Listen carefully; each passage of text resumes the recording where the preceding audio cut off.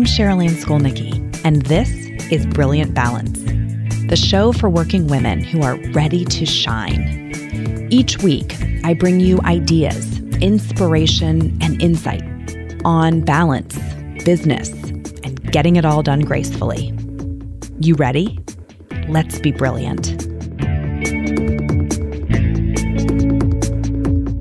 This is episode 172 of the Brilliant Balance podcast, and today I am talking about the hot mess mom movement. So you know what I'm talking about, right? This is the movement in which we all race to share our worst moments. You know, things like, I dropped my kids off at school and I wasn't even wearing real pants, or I forgot piano lessons again. Or my kids have had chicken nuggets for dinner every day this week, right? I drink wine every night just to survive. We eat cereal for dinner more than your kids eat cereal for dinner. It's this one-upsmanship, and it's now cool to be a bad mom, quote unquote, right? In fact, if you're not in that club, you can get hit with all sorts of labels that go way beyond being uncool. Right? You're smug, you're a show-off, you're weird, right? You're dishonest, because who could actually be doing, things like getting to the grocery store or taking a shower every day? And I have been absolutely fascinated by this movement for a long time now. And I'm both excited to share today's episode with you and maybe just a little bit nervous, because what I have to share is not really aligned with where our culture is heading. And so I want to maybe poke at it a little bit and see if we can figure out, why are we so in love with this idea? And is there maybe a better way? So there are kind of 4 questions I'm going to unpack. The first one is, who is this celebrated hot mess mom, right? What is the caricature that we are familiar with? And I think let's just run through a few of the characteristics, right? She's disheveled, not dressed for the day, hasn't showered, right? Her hair's not done. She's not wearing makeup. It's like messy. She's forgetful, maybe, like chronically running late, missing appointments, forgetting to send in homework assignments. The kids are misbehaving, right? Or they're messy, or they're kind of fending for themselves on devices. The house is a mess. There's no plan for dinner, right? Because she's disorganized. This and probably some other things that you could fill in the blanks here. This is the hot mess mom. And the truth is, the absolute honest truth is, this is all of us some of the time.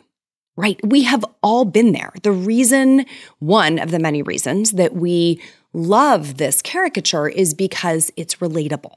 We have all had moments where we connect with this kind of meme-like identity, right? But where did she come from? Where did this hot mess mom come from? I suspect that she was birthed as like the antidote to her opposite, right? And who is her opposite? I think her opposite is the perfect mom, right? Kind of the put together mom, the one who is showered, who is dressed, her hair and makeup are done, her house is in order, right? Dinner is in the oven, music is playing, the kids are well dressed and well behaved. This is the mom that people love to hate. And we call her unrelatable, right? We ascribe characteristics to her that are not particularly kind, right? If you think about the way you've heard people talk about the women who maybe appear closer to that also caricature, right? The perfect mom caricature, we're not particularly kind when we talk about those women. So why do we love the hot mess mom so much? Like, why is she kind of endearing? Why are we seeing comedians pop up who fit this meme, and, Instagrammers and people with TV shows and sitcom characters like who fit this persona? We see them on greeting cards. And I think I was asking myself, why has the hot mess version become the one that we bond over? right? And you could take the easy way out and just say like, because it makes us feel good, right? It's so relatable, or it's funny, because I do think there's a lot of humor, rich comedy territory in this arena, and not so much in The Perfect Mom, right? There's really nothing funny about The Perfect Mom. So we love humor, which makes it more relatable. But I think it might even be a little bit more complex than that. And I think to get at this, and this is what I've been spending time thinking about, is we really have to examine our relationship with envy and with our desire for connection. Because it can be so hard for us to celebrate the perceived successes of other women because envy gets in our way, right? We don't like people who spark envy in us. And why is that? I think it's because it creates distance between us. Like that envy makes us feel separate from them, right? I'm not like that. I can't do that. I'm struggling to make that happen. And that envy that we feel, we experience as distance, right? So it stands to reason that we certainly don't want to be in the position where other people don't like us, right? We don't want to be separated from people for either reason, either because we're envying them or because they're envying us. In fact, we yearn for connection so much that we will happily dumb down our capabilities in order to get it. Hey there, have you heard the news? I am going on tour in 2021. Virtually, of course. I am so fired up to talk to a ton of you in 2021, and I would love to add your event to our tour schedule. The topic is something near and dear to my heart. It's work-life balance redefined. So if you're hosting an event, a meeting, a conference, a symposium where this topic would be a hit, let's talk. Dates are available on a first-come, first-served basis, and they are going fast. So head over to brilliant-balance.com/tour and get the wheels in motion. I'll see you on the virtual road. So think about, if you doubt this for a second, think about that really smart middle school girl who won't answer the math questions anymore because people may not like her. Right? They're rolling their eyes at her. They're starting to make fun of her. And she's like, you know what? I'm just not going to participate. I mean, studies upon studies upon studies have been written about this dynamic of why middle school age girls start to shut their mouths in class, right? Connection overpowers the desire for accomplishment. And we remember that feeling. So we repeat the behavior in new ways. And it becomes a race to the bottom, right? We one up the losses instead of the wins. You fed your kids cereal for dinner last week? Oh, well, I did it twice, right? You went through the drop-off line in slippers. I was in my bathrobe under my coat, right? It's this kind of humorous bonding that happens where what we are doing is attempting to deepen the connection. And while that's awesome, right? The connection is amazing and so important. And it is important for us to be comfortable sharing our low points. We also need to see them for what they are, right? Otherwise, we risk making that hot mess life our aspiration. And is it really our aspiration? Or is our aspiration authentic connection? And this is just the way we think we can get there. It's like a shortcut. Look, I think it's really important that we honor our reality, that we honor our humanness, right? We've got to be able to laugh at ourselves and lighten up about how hard some of this is. And we also, I think, want our spouses to react with grace and with kindness when we don't have it all together, right? We want to say, can we just order a pizza tonight?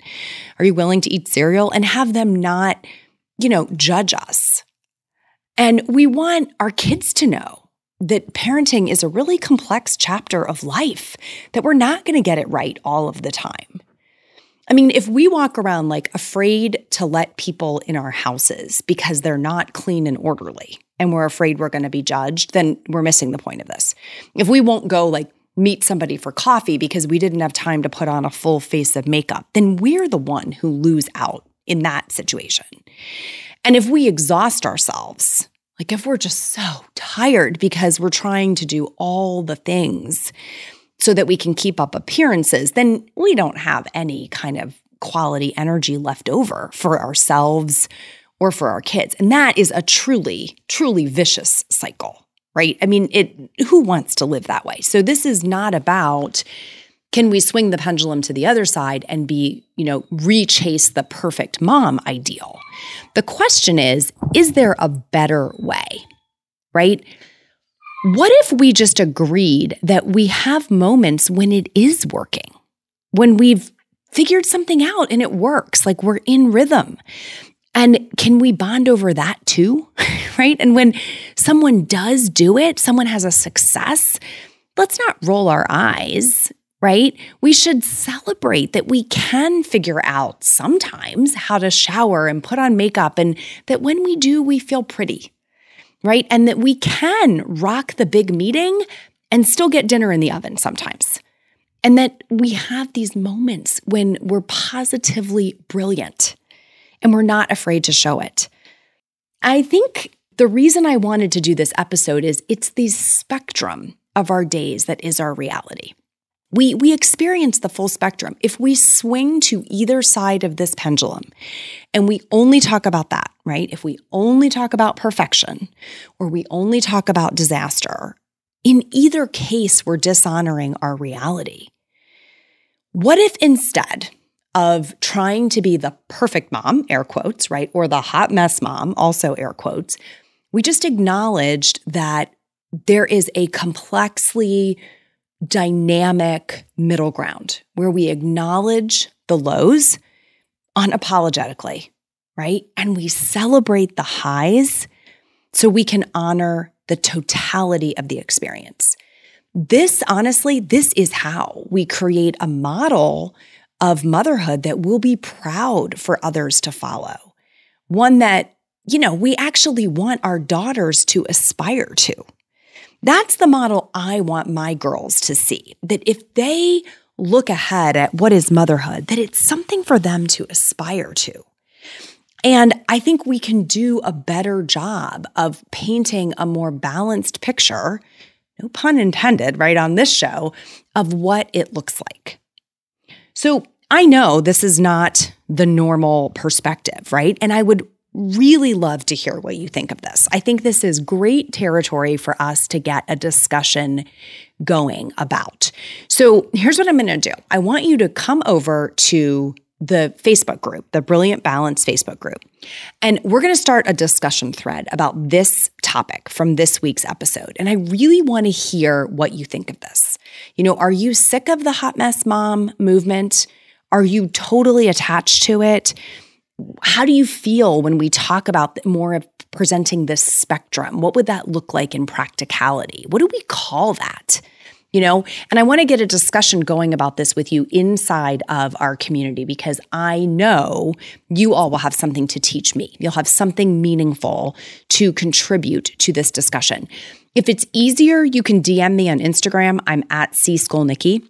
But try coming over to that group and get into the discussion with everyone about this topic. I am so anxious to hear your thoughts and to see if we can find our way to a more compelling vision of motherhood that we can all be aspiring to. Till next time, my friends, let's be brilliant.